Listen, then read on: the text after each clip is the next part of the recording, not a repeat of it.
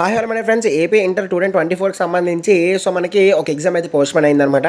ఆ ఎగ్జామ్ ఏంటి, ఎప్పుడు పోస్ట్‌పోన్ చేశారో, మళ్ళీ ఎప్పుడు ఉంటుంది, మొత్తం డీటెయిల్స్ అయితే క్లారిటీగా తెలుసుకోవచ్చు. ఇంకెవరైనా మన ఛానల్‌ని సబ్స్క్రైబ్ చేసి ఉండకపోతే వెంటనే సబ్స్క్రైబ్ అయితే చేసుకోండి. ఖచ్చితంగా లైక్ అయితే చేయండి. ఒక 100 లైక్స్ అయితే టార్గెట్ ఇస్తున్నా.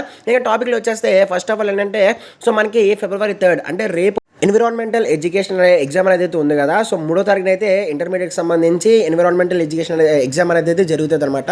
అయితే ఆ ఎగ్జామ్ వచ్చేసి ఏంటంటే మనకి 23కి రేపు జరగాల్సిన ఎగ్జామ్ని 23కి అయితే పోస్ట్‌పోన్ అయితే చేశారనమాట.